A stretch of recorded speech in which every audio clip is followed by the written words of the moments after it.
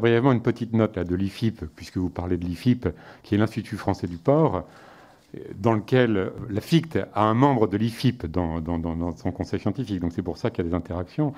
Il signale que 10 jours à 8 degrés dans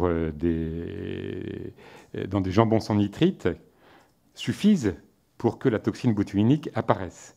Et donc, en fait, il faut être très, très prudent sur cette affaire-là. Et moi, quand vous parlez de poison, je suis désolé, mais le poison, c'est quand même la toxine botulique. Et dire que les nitrites, c'est un poison, c'est un conservateur autorisé réglementairement aujourd'hui par l'EFSA. Donc, en fait, je partage tout à fait le point de vue qui a été dit jusqu'ici, savoir qu'il faut trouver une solution au problème de la cancérogénèse de la charcuterie. Mais je répète, il n'y a pas de preuve formelle que ce soit les nitrites qui soient impliqués. Il y a beaucoup d'autres facteurs et il faut bien travailler sur la question pour être sûr. Vous dites qu'il y a beaucoup d'autres facteurs, ça sous-entend que c'est un des facteurs. Et vous dites que c'est pas dangereux. Aujourd'hui, il n'y a pas de preuve que ce sont les nitrites qui sont réellement impliqués. Donc vous dites, sur le plan épidémiologique, il n'y a pas de preuve. Pardon, professeur. Vous dites, il n'y a aucune preuve aujourd'hui robuste qui permet de dire... Non, mais preuve formelle, une preuve est une preuve, elle est forcément formelle. Il n'y a pas de preuve et vous ne mettez aucune corrélation entre sel nitrité dans la charcuterie et cancer. Si vous regardez à la fois... Attendez, est-ce que vous pouvez répondre à ma question pour que je comprenne? Une preuve formelle, non. Aujourd'hui, on n'a pas de preuve formelle. C'est un élément qui peut intervenir, mais il n'y a pas de preuve formelle. Quand on regarde les études épidémiologiques, moi je regarde la conclusion du rapport de l'Académie d'agriculture de France. La conclusion est là. Il est scientifiquement injustifié de conclure que la consommation de viande transformée très tôt au nitrite a des effets différents de celui des viandes transformées non traitées sur le risque de cancer colorectal, à consommation quantitativement équivalente. Il n'est pas dans le propos de juger le caractère cancérogène des viandes transformées, qui est réel, mais qu'il faut bien mettre à la lumière aussi des modes de fabrication, des modes d'utilisation. Quand vous parlez du bacon tout à l'heure, c'est sûr que le bacon tel qu'il est consommé par les Américains. C'est sur cette base-là qu'on a fait l'essentiel des recommandations à 50 grammes. Je n'encourage absolument pas la consommation excessive de charcuterie. Nous, on recommande une nutrition adaptée. Mais je pense qu'il faut être très prudent. Excusez-moi, quand vous dites « nous », c'est qui « nous » ?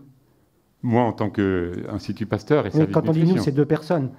Oui, enfin minimum. Bon. Non, mais vous savez, les détails, le diable se cache dans les détails chez nous.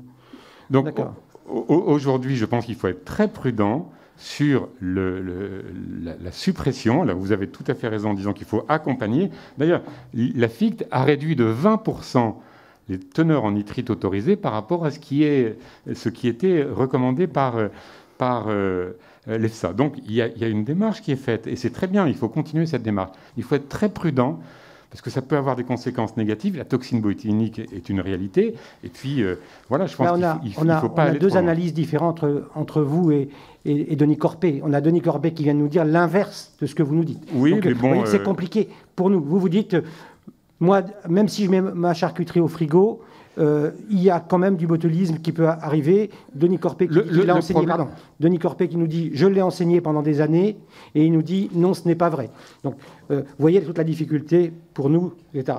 Donc, il faudra qu'on détermine si Denis Corpet est plus spécialiste sur ces affaires-là, sur le botulisme. Ben si, parce que c'est ça le sujet pour nous. À un moment donné, vous vous dites « circuler, il n'y a rien à voir. Si on le croit, il y a du botulisme quand même ». Demain, si vous supprimez les nitrites de but en blanc, ce qui ne sera pas fait, je pense, et vous avez raison, on risque d'avoir des problèmes avec les charcuteries traditionnelles artisanales qui n'auront pas forcément tous les moyens en œuvre pour être dans la sécurité. Oui, mais là, pardon, on aura aussi des problèmes avec les porcs bio. Là, vous sortez, pardon, excusez-moi, monsieur Le Cerf, vous sortez du côté scientifique.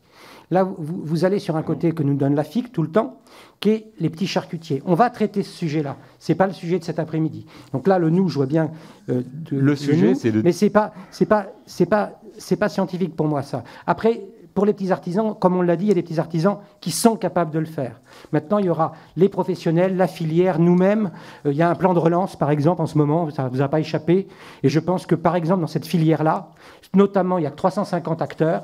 Peut-être que ce plan de relance, il peut servir notamment à accompagner dans des process nouveaux. Et donc, nous accompagnerons les petits charcutiers qui voudraient procéder à des changements. Je vous redonnerai la parole, monsieur Le Cerf. Axel Kahn est quand même à Océane Martin.